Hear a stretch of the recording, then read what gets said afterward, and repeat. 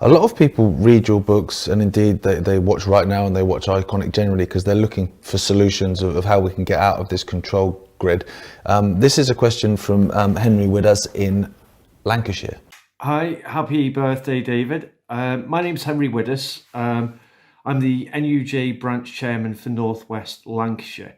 I'd just like to know if we need to have a breakaway society form in terms of education, health, politics, media, or can the existing structures be used to help fight against global control networks? Cheers, bye. That's another terrific question. Terrific questions here. I'd say both of the above.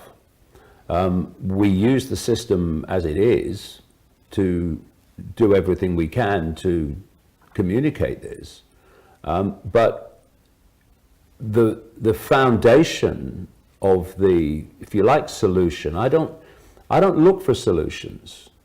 I look for the cause of the problem, because if every problem has a cause, every situation has a cause. So if you take the cause away, the problem's got to go. I mean, the cause of the acquiescence to the COVID thing was belief in COVID. That was the cause, the unquestioning belief in COVID. When you dismantle that belief, you've taken away the cause, and so suddenly people who are in that state are saying, I'm not cooperating with this, it's a load of bloody rubbish. You've taken the cause away. And the cause throughout human history, and this conspiracy goes on obviously a long time, is human acquiescence to authority. It's the few controlling the many throughout human history because the many have given their power to the few. That's it. That's the dynamic. And that's why when I look back at so many things that I've said over the years, that theme has been continuous over 30 years. The few can't control the many unless the many acquiesce to the few. It's that frickin' simple. Again, it's simple. It's not complex. And so removing the cause of the problem,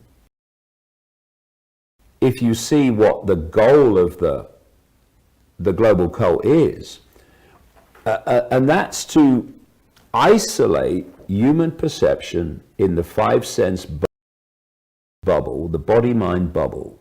So we perceive everything and filter everything in terms of how we see things through the 5 senses.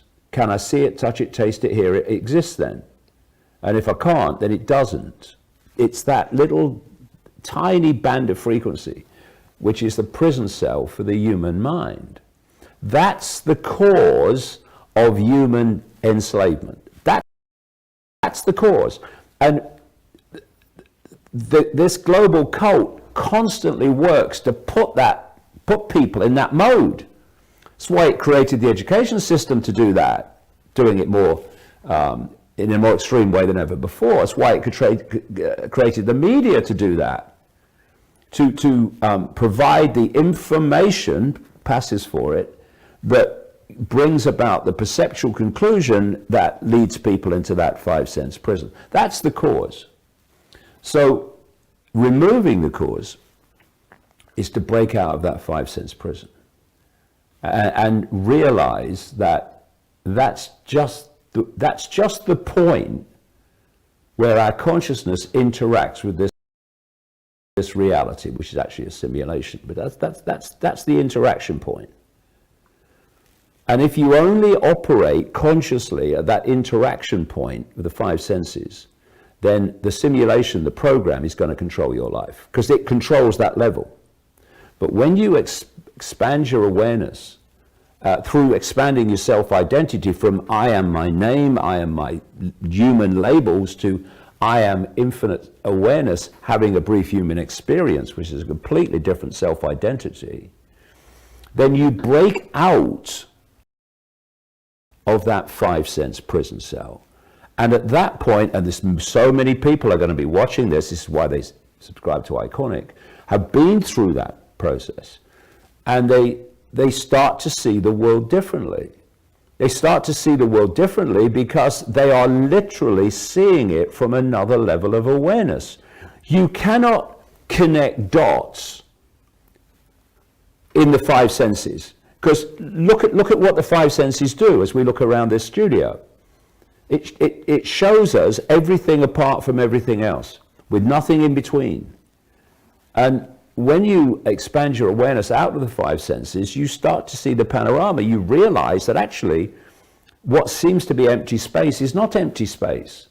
It's consciousness that's an energy, an information that's like a Wi-Fi field that's operating outside of the frequency band our visual senses could see. It only sees form, which is why we see cameras and a wall and a piece of furniture and empty space in between. Once you expand your awareness deeper into expanded consciousness, you start to see how the dots connect. You start to see how everything is connected to everything else. Now, therefore, going to the question, someone in five sense mode is going to interact with people in five sense mode. That's going to be their world. People who have awakened. What is awakening? It's awakening from the five sense prison cell and gone into this expanded state of awareness, not because they're more special than anyone else, that they've just chosen to do it. Anyone can do it. It's our natural state. They are operating in a different level of consciousness. And therefore, they are going to be attracted and interact with people of like levels of consciousness. And that's what we're seeing in the world. You're seeing it everywhere. Yeah. Everywhere. You're seeing this movement, this parting of the ways between those that are still in the five sense prison cell and those that are expanding their awareness to see reality and themselves in a much greater level. So what must happen in that situation is that the ones who have awakened or are awakening, it's a process, are going to create different types of interaction, different types of ways of living than the so-called norm. They were just going to go on as before, as the whole foundations of what went on before are dismantled all around them. And they're going to obviously go through a lot of trauma because their sense of reality has actually been dismantled into another sense of reality through this great reset. But it's the awakening ones that are looking, they are, and are already working towards a different kind of society. Because what is society? Society is a state of perception made manifest. That's all it is. It's all it is. Your perceptions become your behavior, and the collective behavior of humanity is what we call human society. So the human society we've seen so far, which is the many giving their power to the few, generation after generation, in culture after culture, that has been because of a certain perception of the population.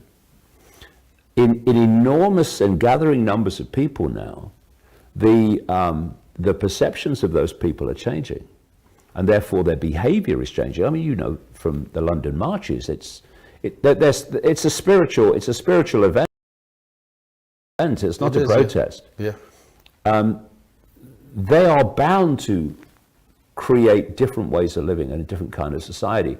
And you know, it's not about sitting around a table with someone taking minutes and saying, we've got to create this kind of society. That kind of society will naturally unfold and develop and manifest from that state of consciousness.